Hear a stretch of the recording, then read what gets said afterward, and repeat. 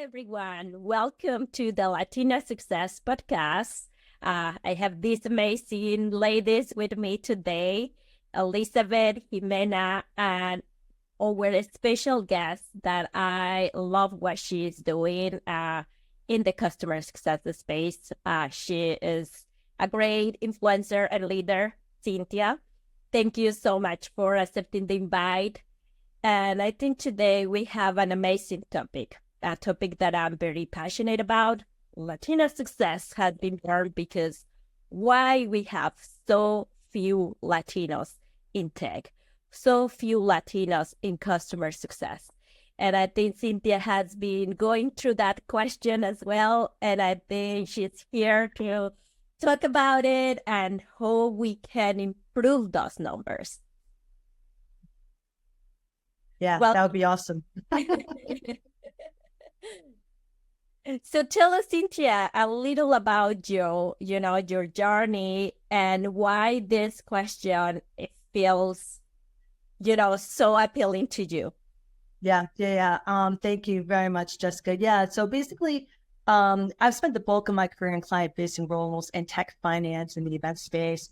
And really I enjoy those customer relationships. And I always feel like any good salesperson really understands relationship management. They play the long game.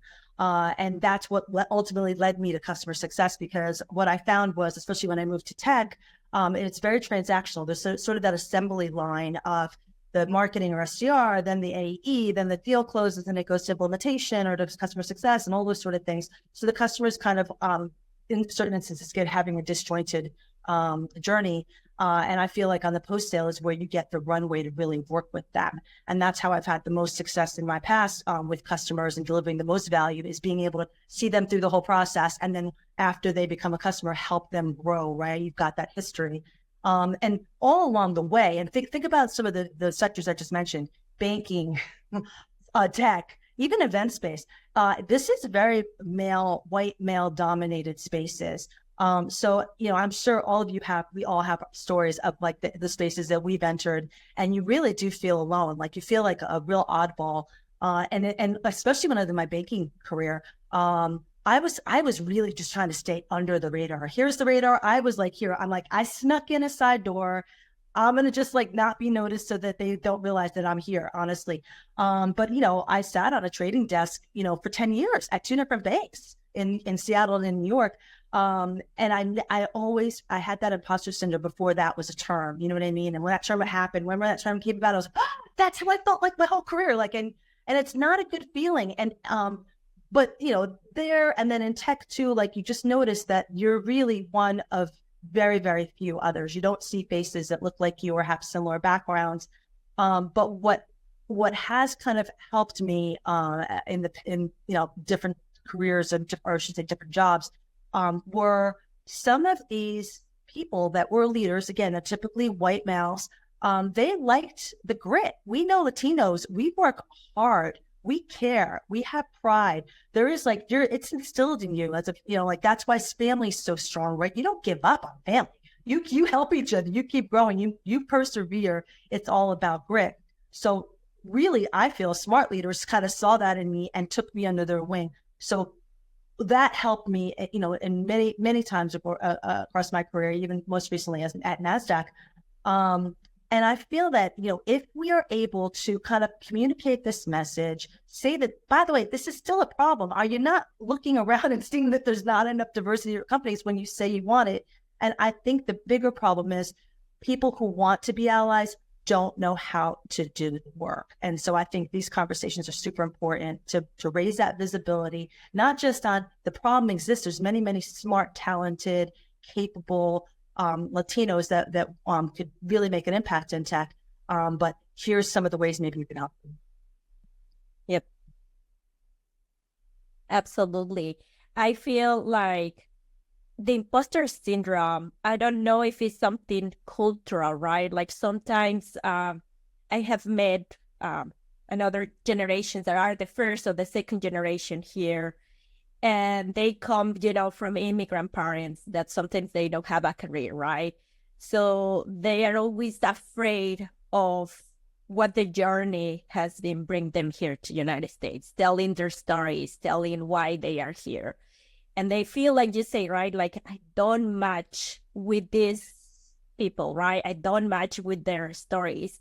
And you feel afraid to be opening and say, oh, I get here. And that is when the imposter syndrome starts, because also at the same time, you don't match with your family, right? You probably are the outsider, right? You are doing something different. And your family sometimes doesn't understand what you are doing, right? They are proud of you, but at the same time, they don't know how to support you, right? There are families that they never thought they would have a kid going into college, and now they have a kid who is graduating from college. So how they can even support that feeling, that emotion, what to do next. And it is funny because I was remember about this movie, The Blue Beetle, I think is the name. I don't know if you have watched it. I've not seen it. Tell me. It is a superhero that is from a Mexican family. It is from, I think, DC, these movies. And he graduates from being a lawyer, right? And all the family is super happy, but nobody wants to hire him, right? And they and he ended up working cleaning in a hotel or something like that. And I was looking because it's, of course, very American movie, right? But it was like, well, the reality is a lot of people go through that path to thinking like they don't deserve better positions. He wanted to go to college to help their family to be in a better position, right? So he picked a career that it was supposed to give him better opportunities. And instead, nobody was looking at him and he was capable of being a lawyer. And even the family didn't know how to help him, right? So they say, oh, no worries. You are going to be as anybody else here. Go and work in the hotel with your sister. And it is, it is that. And I was remembering the movie of this, I think he was also from a Mexican family, the astronaut. And when he wants to try to find something in the office, the lady confused him and say, oh, here are the keys for cleaning the bathroom if you are looking for it, without asking him what was his position, right? So I think a lot of these times, a lot of people went through this transition to be the Latinos that are working in the tech space, that are really taking over positions. We see them more, but it's like, are we really see them thriving? Are we really helping them or giving the tools, right? That is what I have seen that is still lacking. The culture in tech is still lacking of giving the enough tools to Latinos to thrive. Yeah. What I think definitely the background matters, whether you're first generation or you just moved when you were a child. Like in my case, I moved when I was 14. What also matters is, the expectations that your family has. That wasn't my case, but I know there's a lot of expectations from a cultural perspective. And I think this can vary depending on the socioeconomic aspects, as well as the culture within each country, within each community. Not even to say like this country is like this and that country is like that. No, there's so many layers. There's so many things that can go within a family, but there's definitely expectations, such as I think one big one is that, the older child should take care of the family. As the parents, when they get to a certain age, they're expected to take care. And if we go into genders, women are supposed to take care of the parents. If there's that, if we go into that, like not just being the firstborn, but also if you're a woman, you're expected to do that, take care of them, look after them, and so many other things, right? So I think a lot of that has to do with the decreasing numbers and people that can have an interest in just STEM or in general, seeing people like them in the field that with these careers, it has an impact. If you don't see people like you, and it's kind of hard to identify yourself, right? Depending on, especially if you're a new immigrant, to be inspired by somebody else. So that also plays a role. But thankfully, I think nowadays these things have changed. We see the rise of many communities. We see the rise of women-specific led communities in tech, even for customer success, quite a few. And I love that. I remember, I don't know, 6-7 years ago, there used to be just one. Now, many, especially here in New York City. But I think things are changing for the best. It's got a good, I would say, a good direction. But obviously, it's up to all of us that we do play a role, that we show up for others, that we speak our voices, that people see our last names, our names, that hear our accents, that see how we look, how we're doing things, not just from a cultural perspective, but as a gender, in different stages of life. Some of us are mothers, others are not, and that's okay. Like, seeing all that diversity also matters, because in our culture also that a woman should be married, have kids, and knows how to cook. I don't know. I can cook. I try always. Sorry, but I always try. I can't. I try. So I can't feed that role. That's not something. And I love eating. So that's not all the same. But I also think it's a kind of like a mindset because we are so family connected. We also try to expect more things of us, and I think that's when the imposter syndrome comes, when we are not sure about our capabilities, but we see the results, but you don't want to get over your head, so you want to remain humble in a way. And I think as Latinos, we kind of tend to diminish our qualities. Yes. So Yes.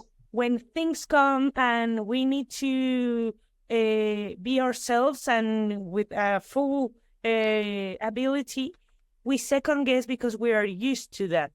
I know it's also religion that comes. Many Latinos come from religious families, Catholic especially, and it's a way of don't brag, don't be yourself, don't get the room only for yourself. So it's kind of a way to keep us where we need to be, to know our place, but also in the American industries and the rest of the world, I think we need to show that we need to show off and be true to ourselves to see how we are dealing with things. So I think it's a mix of everything, because in the end, the way we move, the way we connect, it's kind of magical. We have that ability to convince everybody with our words, spoken words. We are not really that high on writing. We lack that part. But I think it's something that we need to reevaluate and think if we are messing with ourselves because we don't allow culturally to be our own superheroes, or we are just in a comfortable position and we don't want to get ahead in the game, and so we kind of frustrate every plan by ourselves. Well, Jimena, I love everything you said. I feel like we share a brain. Honestly, like that humbleness, you're right. That's one of the things that I always point to as well, is that it's sort of ingrained in you. Like your parents, like, don't don't brag about yourself, like, and stay humble, which I do agree. It's smart to be humble, right? Because then that keeps you open-minded for growth. But in this instance, it keeps you small. Like, don't try too hard. You have a job. And that's, I think, like, originally that's how it was with my parents. They came from Peru. It was really hard there. They just wanted to come here and do better. Like, and they sort of like, hey, that fact that we can get work, it is something that we couldn't do there. So we've already won.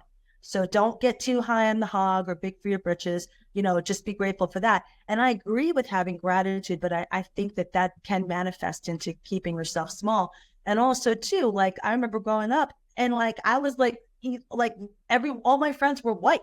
So like, it was really strange. So like, our food and our language and our customs were different. And I did not want to be different. I wanted to just mix in. This goes back and just being under the radar. I just want to be one of the many. And that sucks. You know why? Because the most interesting people that I know are ones that are completely different than me. I want to know their journeys. I want to like get their perspectives. And smart companies should want our different perspectives. But I think sometimes they don't know how to. I don't like to say like, I think inclusion is a tough word because I feel like it should be more like culture. Like, this is what you've got. Let us add what is different about us and figure out how that meshes. I mean, what do you all think about that? Yeah, that's very true. I think we have different paths. Like when I migrated to New York, I landed in Brighton Beach, and Brighton Beach is a Russian neighborhood. So all my friends, it's not even like I landed in America in a way. I landed in Russia. So I like my first words like were like a few Russian words and like how to ask for things because like everything was in Russian. So you kind of adapt to your environment. So it's like different perspectives. And I think for me is because when you're one and there's no one else like from where you come from, and I love that Cynthia's from Peru because we share this and like there's so few of us out there that are from Peru. It's counted with one hand probably that I know. Me too. And so, but when you are just one person, there's a point that you just don't, you even see yourself as like, I didn't see myself as a woman, even though I was the only woman in the classroom when I was going for my computer science degree. When I was working in tech, working in these startups, all of them were men. You know, you don't see yourself as the one that is alone. You actually start creating other connections. And like for me, what helped me is create the connection around the technology. Like my brain goes into places of complexity, how do things work? And that's how I was able to build relationships with people with different backgrounds, especially the engineers. And then a lot of migrants in engineering coming from like different parts of the world, or they came to the US to study and build a career. So for me, it was more around, I was creating connections thanks to my interests and things that I loved doing, I was curious about, and that helped me actually navigate this being the only one. I couldn't really see myself as the one because I felt that also other people were just the one. We were all like one of each, like different parts of the world, and you know, we were all there because we love what we were doing and kind of like brought camaraderie and then we just able to move forward.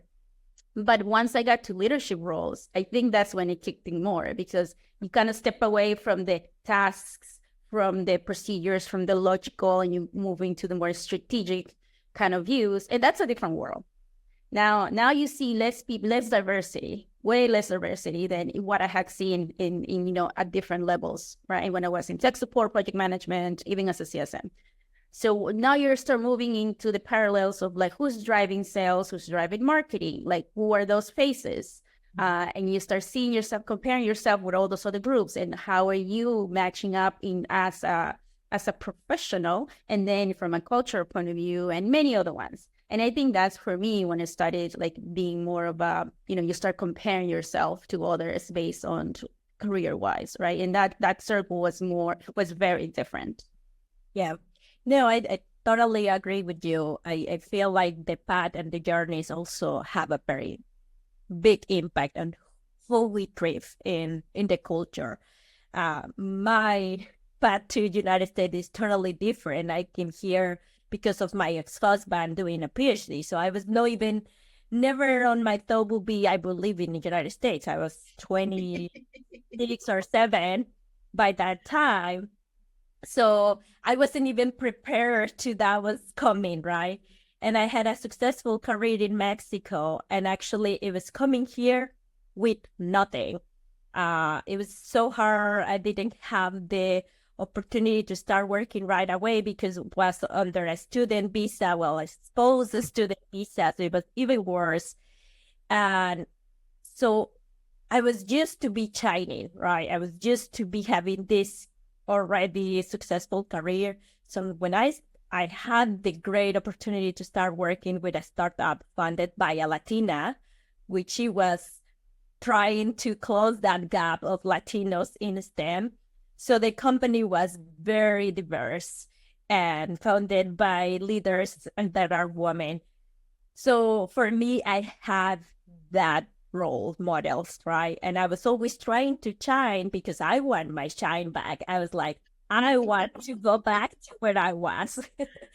um, but I was very lucky, right? So when I moved to other companies, the first thing that I was looking is like, I want a diverse team and I want a diverse leadership because I already had that before in the first company and I saw the difference because of course I hear different friends from other companies, especially I was in a very diverse environment because there were students from India and everything, my neighbors from Brazil, from other countries. So when I hear them, their experiences at work, I was like, I don't want that.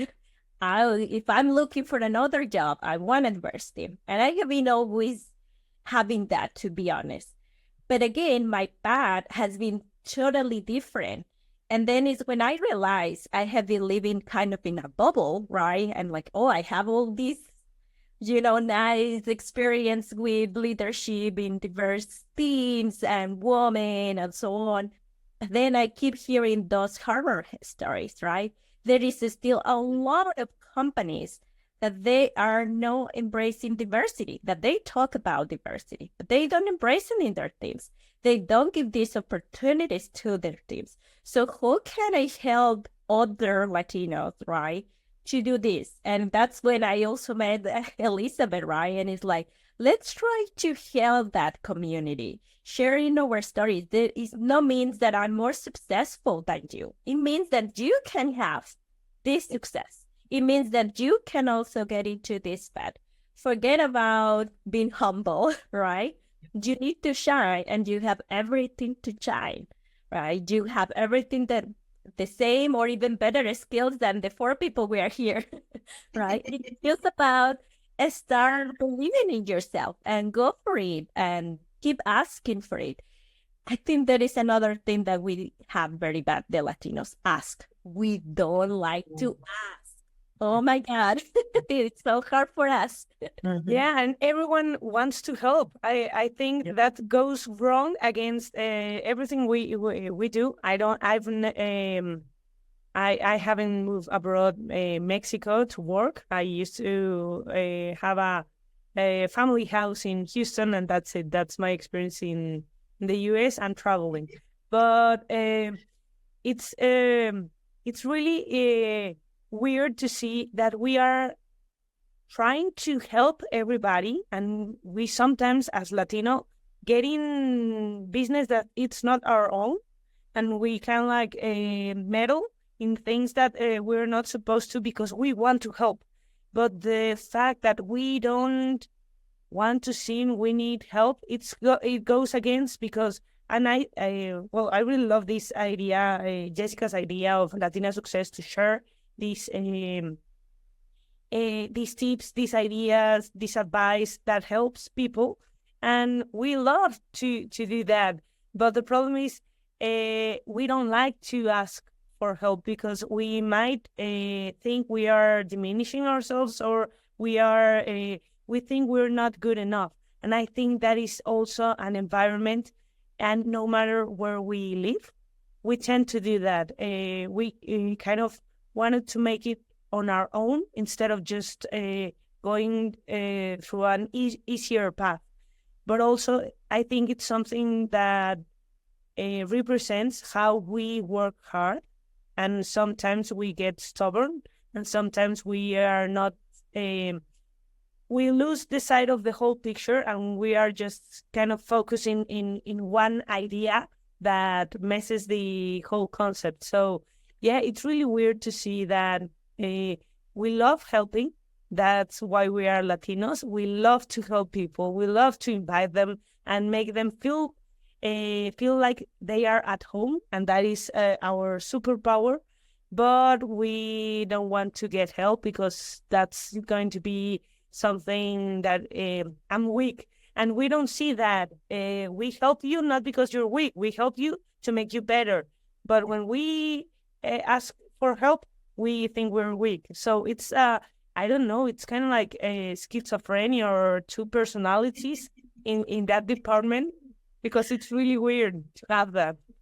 I love this topic about asking the lack of asking for help, because I think it's 100% true. I think you're like, it's like, I feel like with the way that I was kind of instilled in me was, well, you don't want to really put anybody out. No, I don't want to bother them. I don't want this, meanwhile, if anyone asked you for anything, you would do it in a second, right? Friends, peers, whatever it might be. And the same thing at work. I'd be like, well, I'm not going to ask for a promotion or where I can grow. I'm just going to work my butt off and the work will show for itself.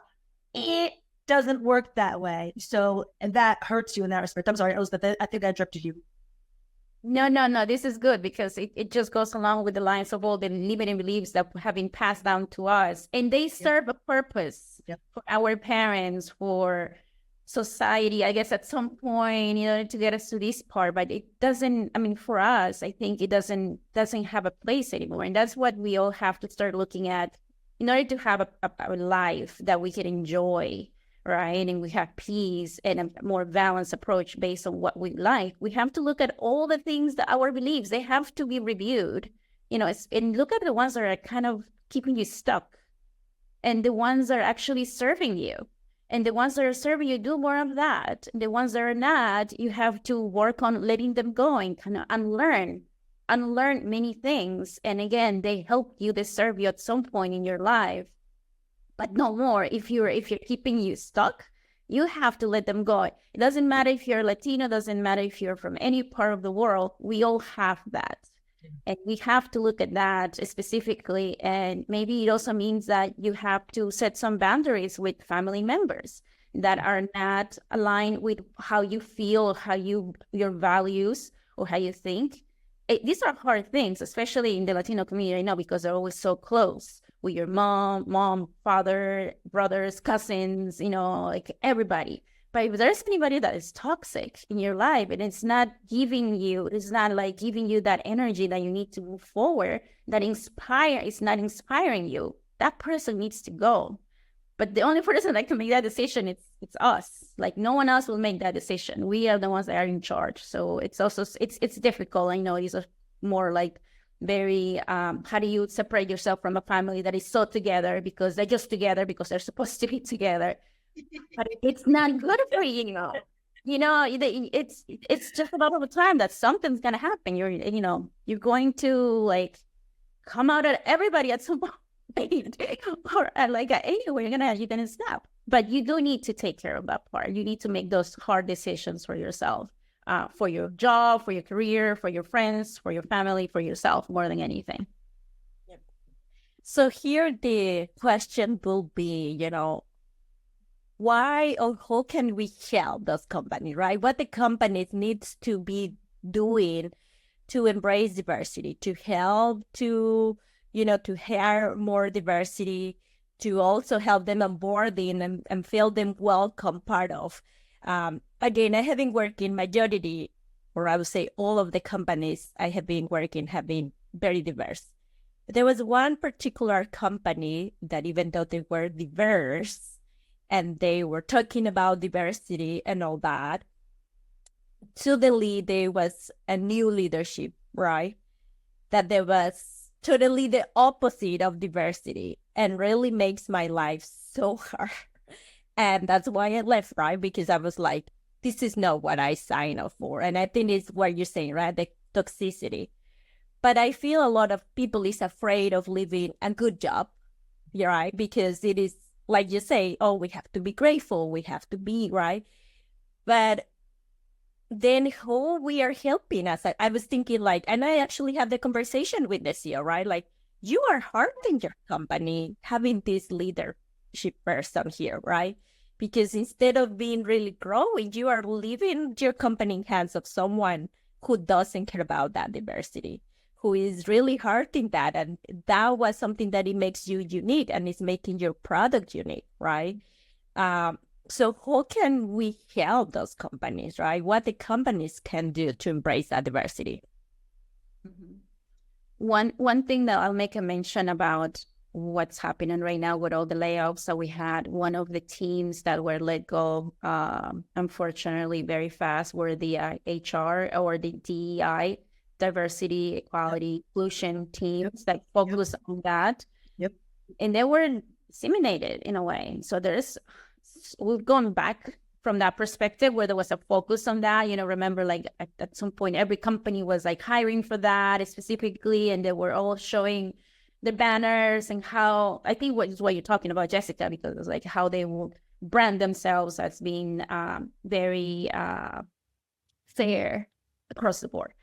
But unfortunately, that has taken a toll. But I think even without the teams, it's up to the leaders. I mean, if you are in a company that you want to attract that talent, if you're a leader in any of the departments that within an organization, you want to attract that talent, you need to highlight the talent that you already have, especially the few, hopefully not few, but many people that work at your company, and they're highlight their achievements, even internally, because you want to foster that internally first before going all out and putting them on webinars or public or putting them on panels. But first start within the organization, and then start inviting them to panels. You have a conference, make sure they're part of that panel or interviewer or some like place that they're highlighted, they're seen, because they also become part of your brand and people can start seeing how diverse they are. And it goes both ways. It has to be a good benefit for the employee, good benefit for the company, right? But I think those are the few things that companies can do. Yeah, I really love that, highlighting the existing talent.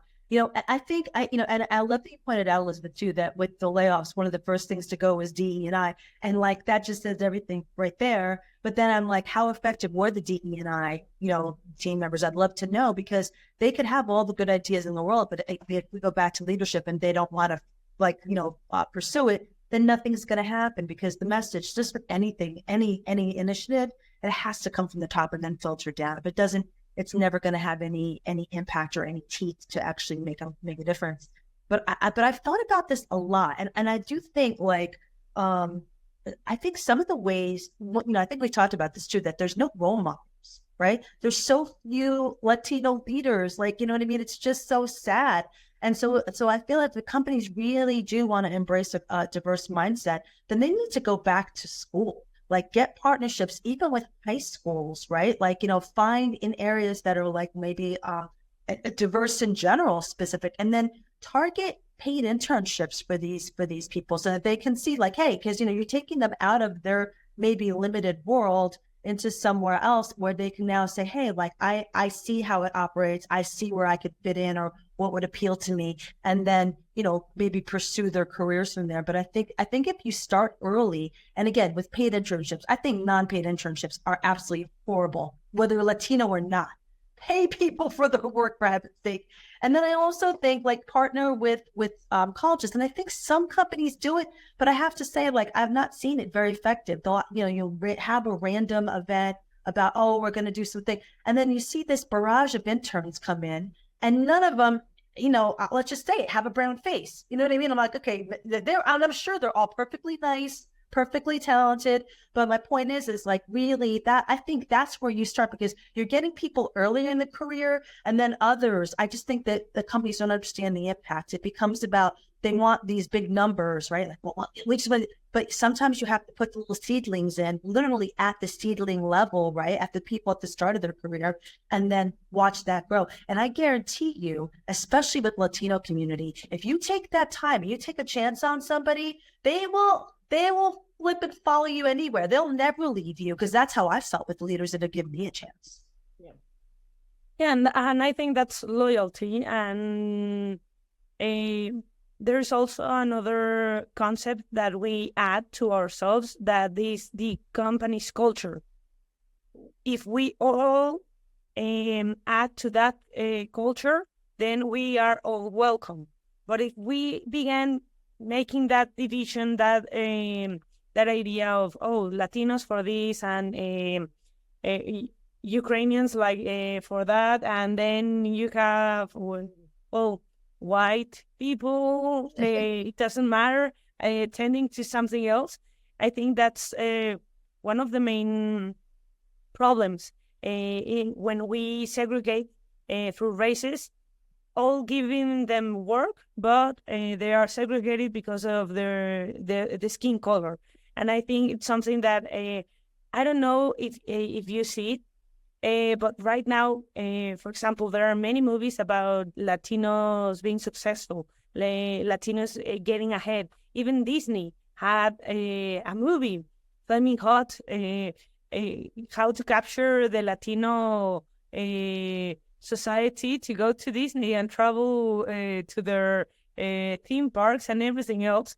And it's something that it's been moving, but not in a segregated way. It should be getting to know the history and getting to meet other cultures. I know that we as Latinos, we are really nice people to get by because we adapt and we evolve with the situations. We don't segregate into ghettos or into tribes or into something that doesn't allow people to come in. We are really open with our cultures and ideas. But I think it's a change of mind in the leadership roles to see how everyone can improve the enterprise and make it better, no matter what they are, their last names or the color of their skin, because it's something that it's really sad to see that it's kind of a racism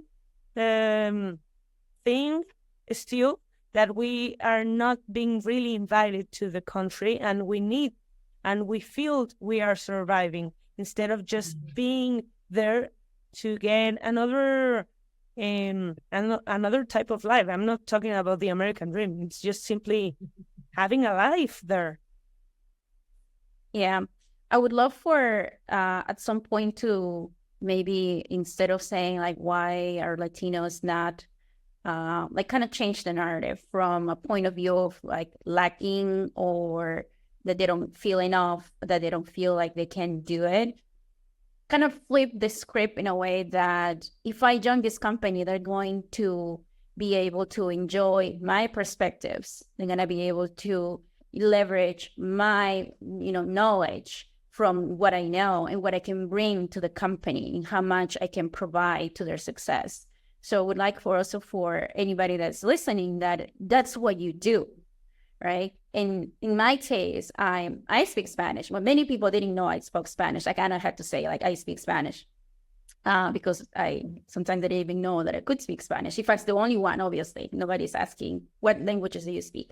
But I use it as an advantage because in my career, as we were going, global, we were working with partners around the world, and some of them, felt more comfortable speaking Spanish. So it was an advantage that I spoke Spanish. So that was, great. And that's an advantage for anybody that is bilingual. Please use it.